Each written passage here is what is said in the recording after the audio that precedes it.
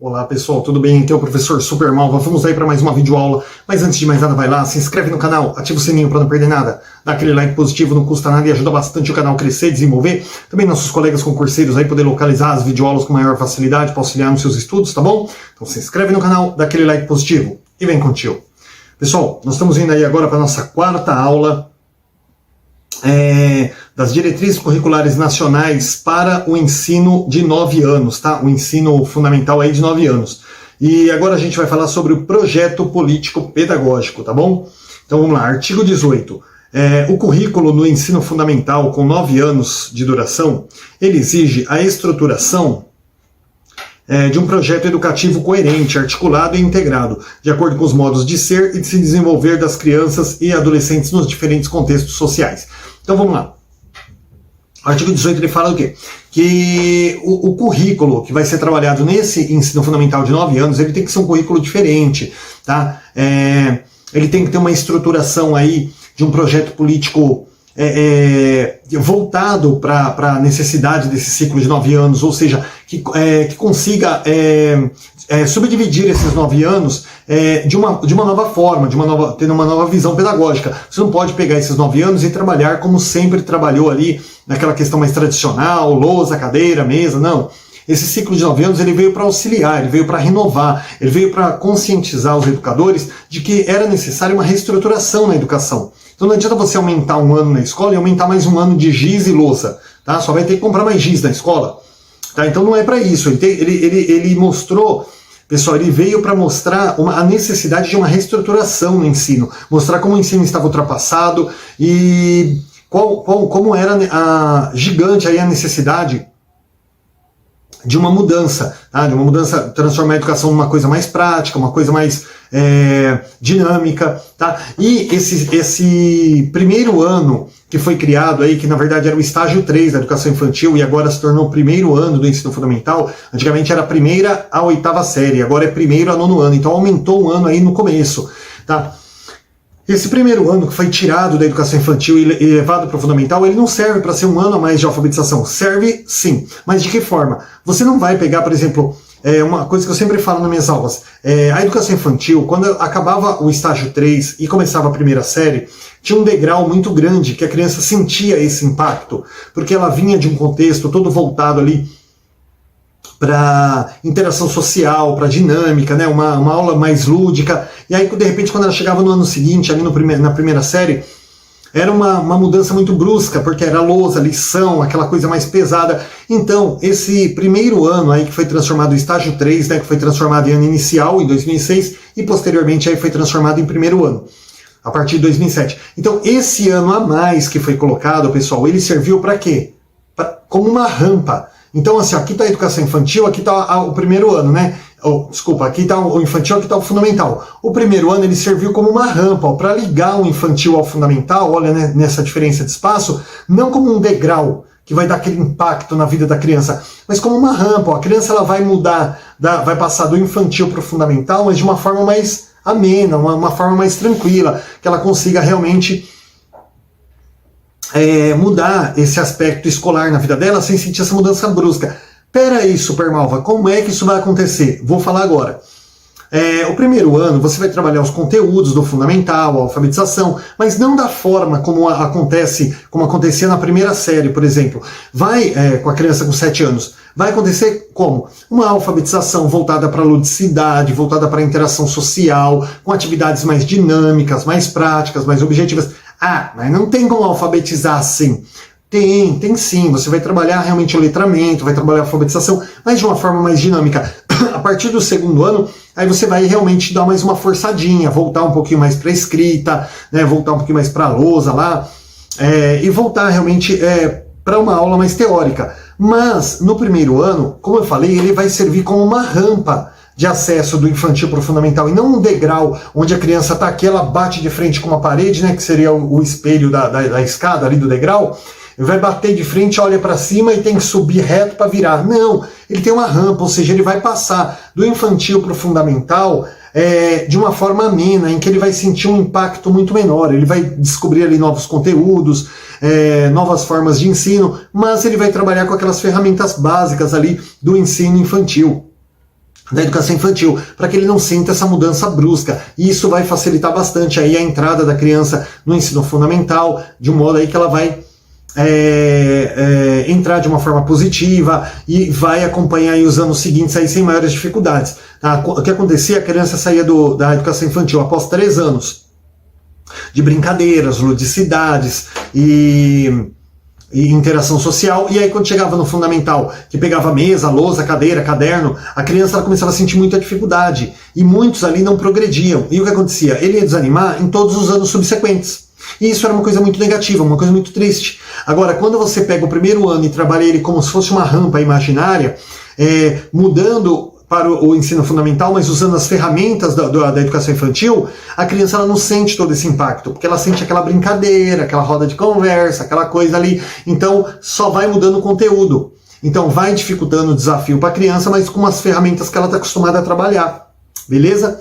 Então, dessa forma, a criança, quando chegar no segundo, terceiro ano em diante, ela não vai ter aquele desinteresse e tal, porque a pouco ela vai se perdendo das brincadeiras e vai focar um pouquinho mais na parte teórica. Mas isso não vai ser feito de uma forma brusca, tá? Você vai trabalhar escrita, vai trabalhar lousa, vai trabalhar caderno também no primeiro ano, mas articulado com as brincadeiras, com a ludicidade, tá bom? Artigo 19. Ciclos, séries e outras formas de organização a que se refere às leis diretrizes e bases serão compreendidos como tempos e espaços interdependentes e articulados entre si, ao longo dos 9 anos de duração do ensino fundamental. Então, assim, pessoal, o ensino fundamental ele pode ser dividido por ciclos de semestrais, bimestrais, anuais, né, séries, né, no caso aqui das séries, seriam as séries anuais, né, primeiro, terceiro, segundo ano, ou pode ser feito por ciclo, por exemplo, primeiro semestre do segundo ano do fundamental, segundo semestre do terceiro ano, mais ou menos assim, pode ser também feito dessa forma, mas eles vão ser compreendidos como tempos e espaços interdependentes, porém articulados entre si, tá, ao longo aí dos 9 anos de duração. Agora nós vamos falar aqui, pessoal, sobre a gestão democrática e participativa como garantia do direito à educação. Artigo 20. As escolas deverão formular o projeto político-pedagógico e elaborar o regimento escolar de acordo com a proposta do ensino fundamental de 9 anos, por meio dos processos participativos relacionados à gestão democrática.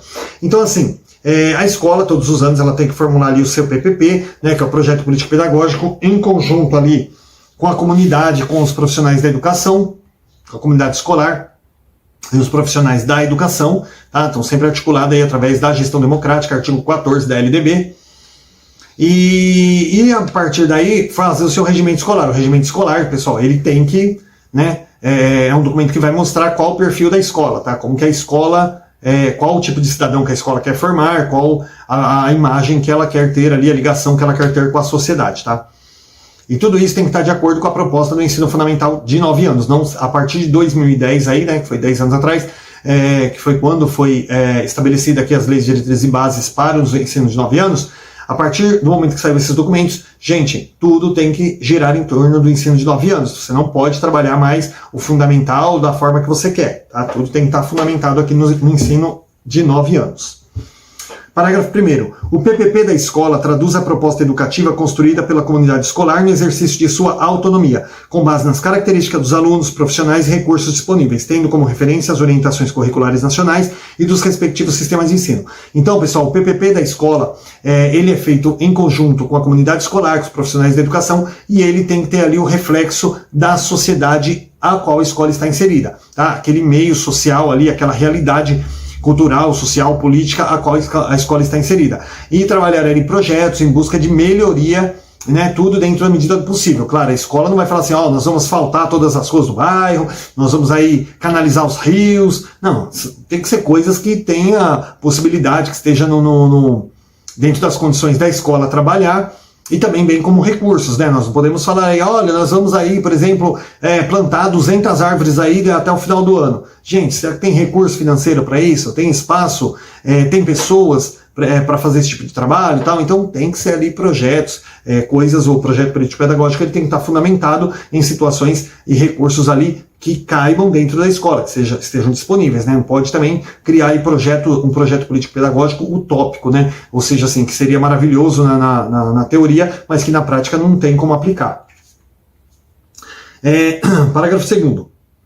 Será assegurada a ampla participação dos profissionais da escola, da família, dos alunos da comunidade local na definição das orientações imprimidas aos processos educativos e nas formas de implementá-las, tendo como apoio um processo contínuo de avaliação das ações, a fim de garantir a distribuição social do conhecimento e contribuir para a construção de uma sociedade democrática e igualitária.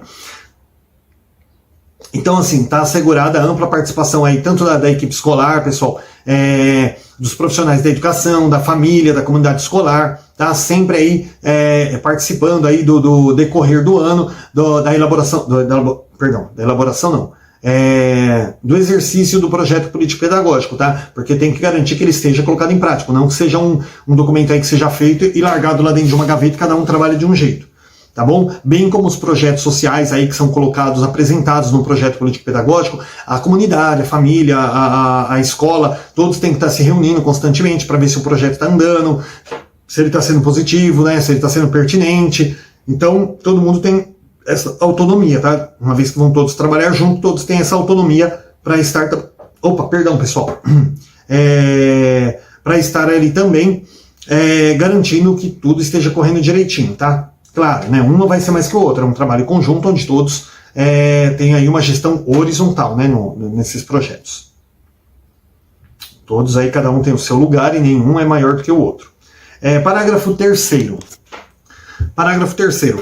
O regimento escolar ele deve assegurar as condições institucionais adequadas para a execução do PPP e a oferta de uma educação inclusiva e com qualidade social, igualmente garantida e ampla participação, garantida a ampla participação da comunidade escolar na sua elaboração. Então, tanto o regimento escolar quanto o PPP, pessoal,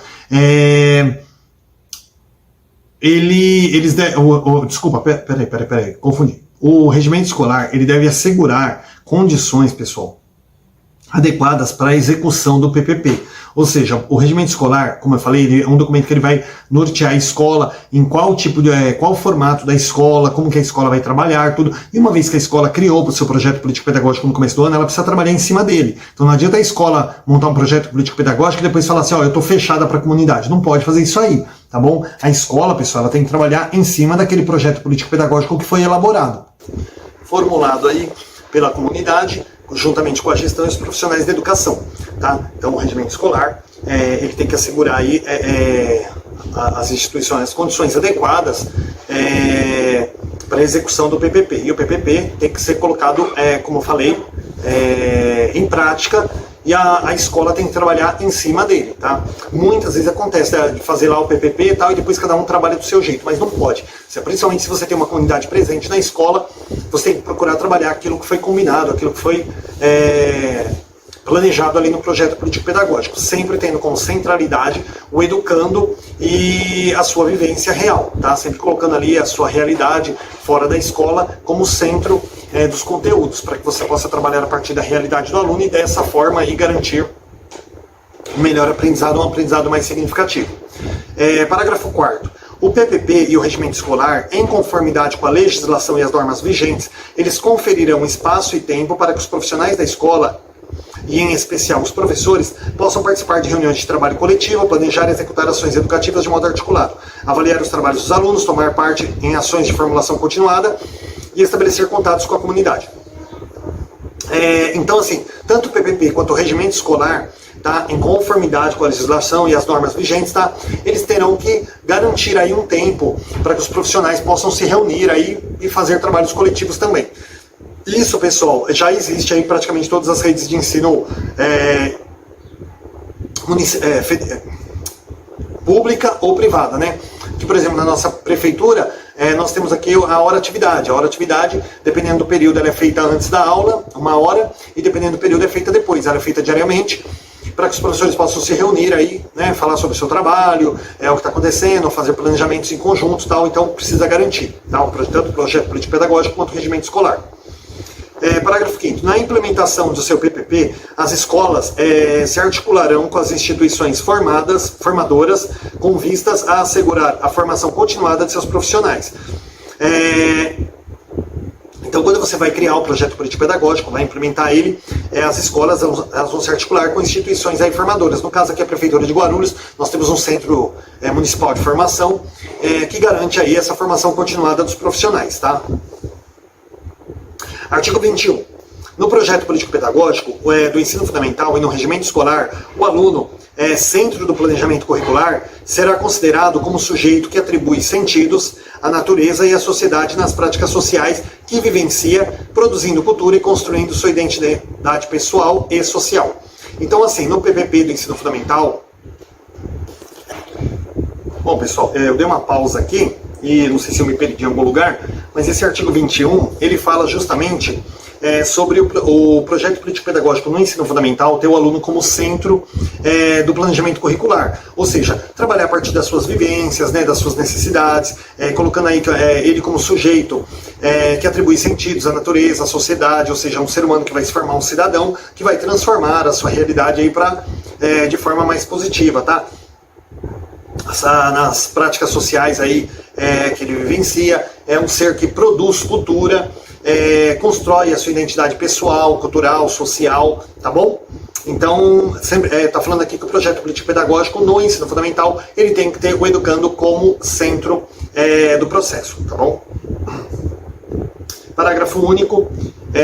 Como sujeito de direitos, o aluno tomará parte ativa na discussão e na implementação das normas que regem as formas de relacionamento da escola, fornecerá indicações relevantes a respeito do que deve ser trabalhado no currículo e será incentivado a participar das organizações estudantis. Isso aqui, pessoal, tem mais a ver aí com os anos finais do ensino fundamental, onde o aluno pode participar de grêmio, ele pode participar do conselho de classe também, tá bom? Aqui para os anos iniciais não vai ter muito sentido isso aqui, tá bom?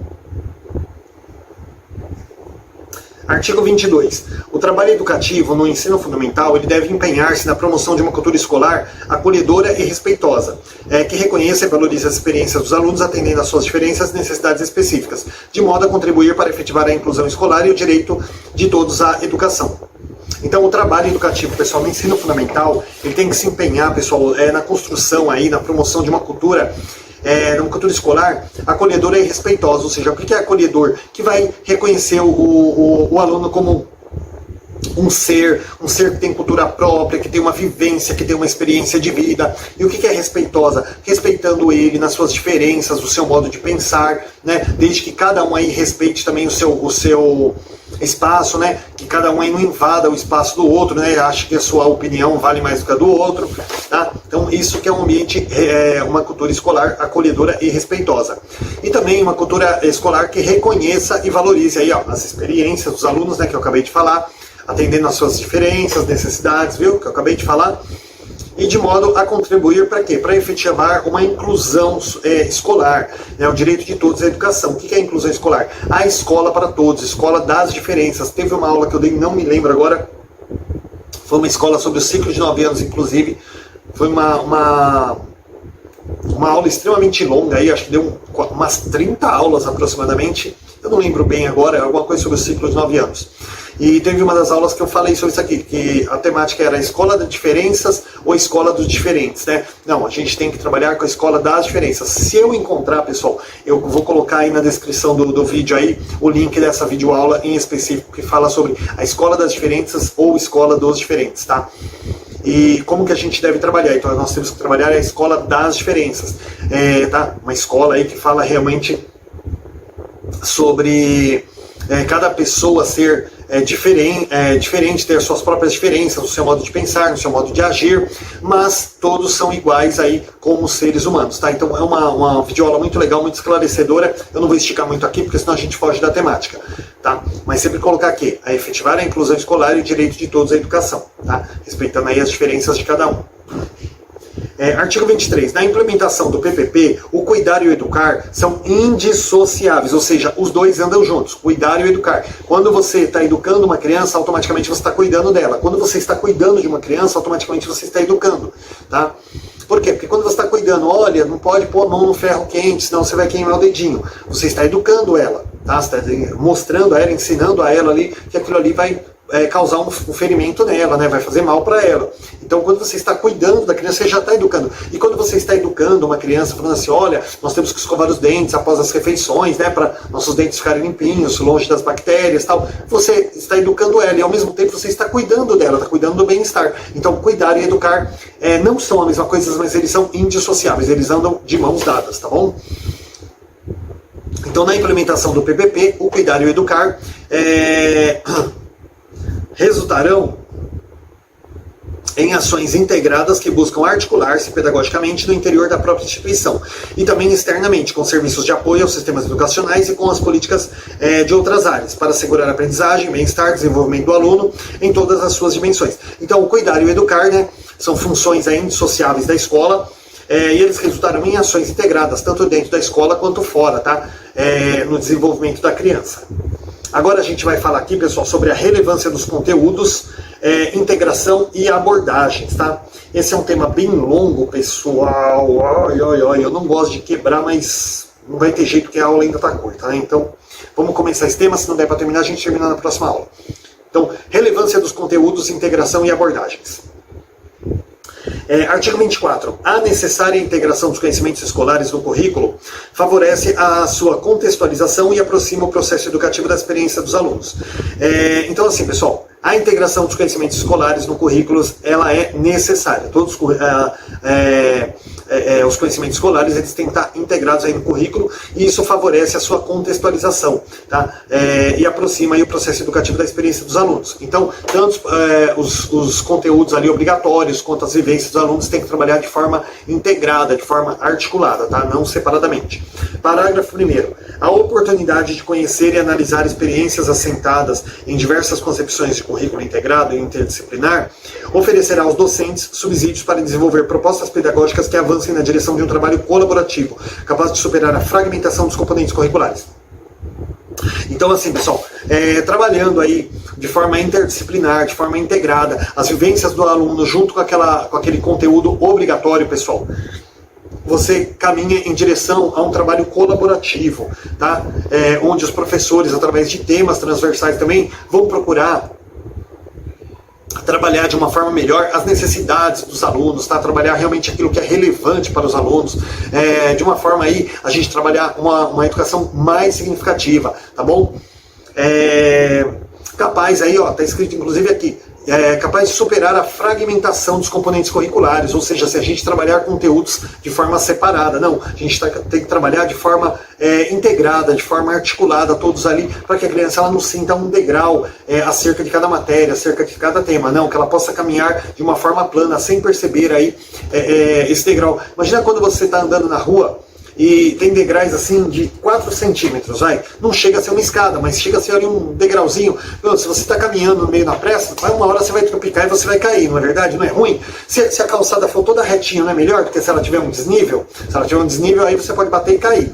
E se ela for toda lisinha, não é melhor? Então, você trabalhando de uma forma articulada na educação, eu usei esse exemplo, meio bobinho, mas assim, se você trabalhar de uma forma integrada, de uma forma articulada na educação, é como se você tivesse uma calçada plana, a pessoa pode caminhar tranquilamente ali, que ela não vai tropicar e cair, né?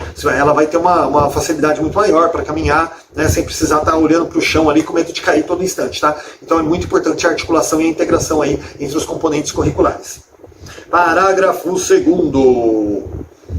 Constituem exemplos de possibilidades de integração do currículo, entre outros, as propostas curriculares ordenadas em torno de grandes eixos articuladores, projetos interdisciplinares com base em temas geradores formulados a partir de questões da comunidade e articulados aos componentes curriculares das áreas de conhecimentos.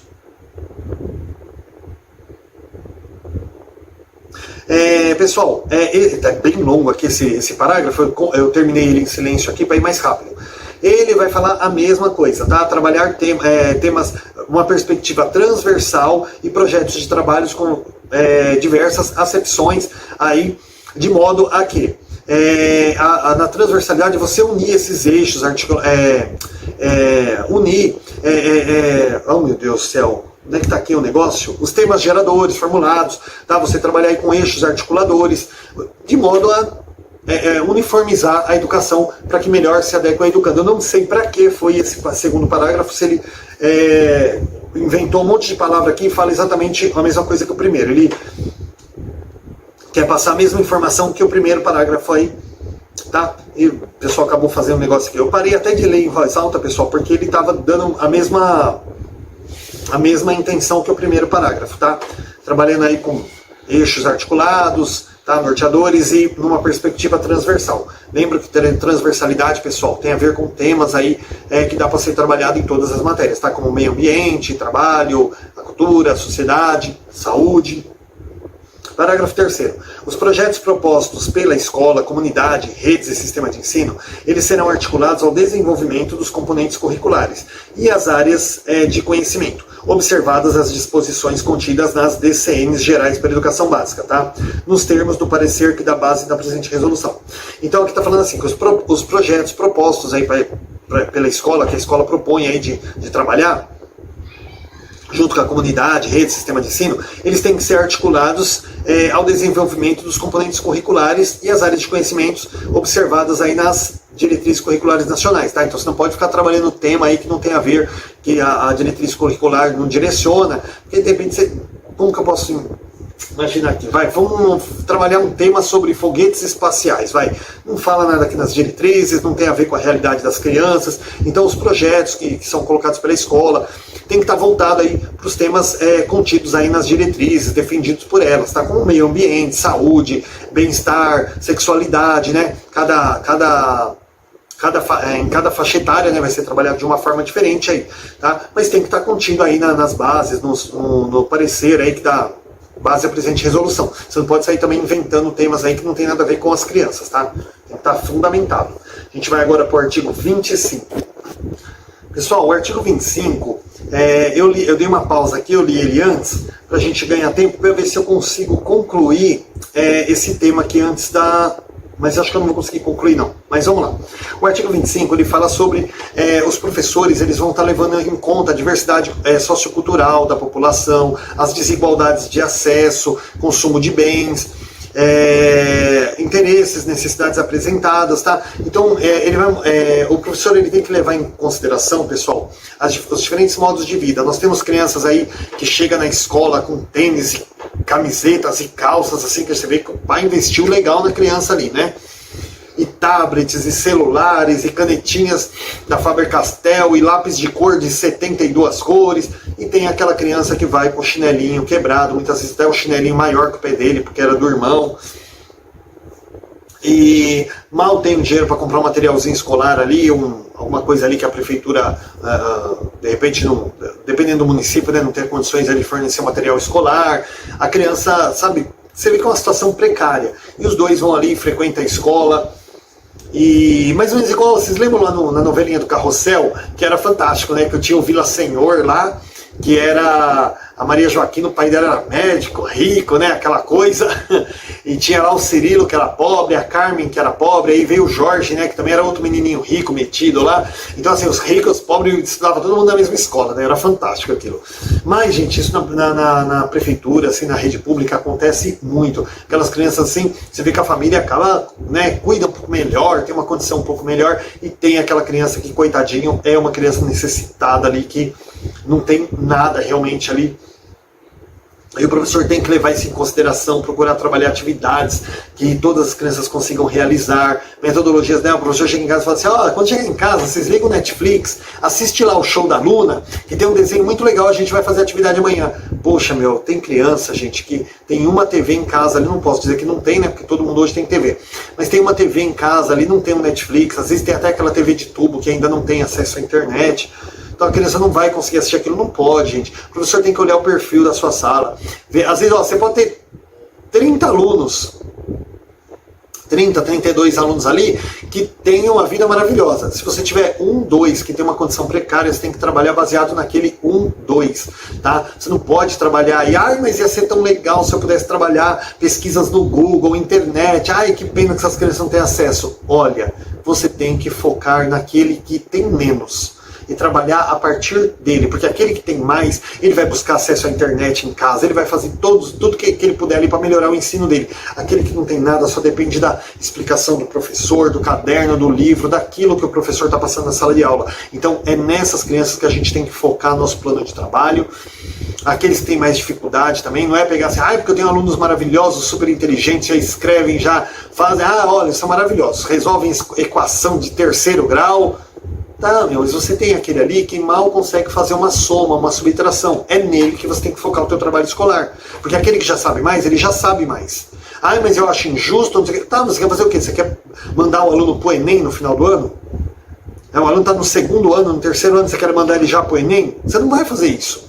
Então, você tem que focar a turma naquele aluno que tem mais dificuldade.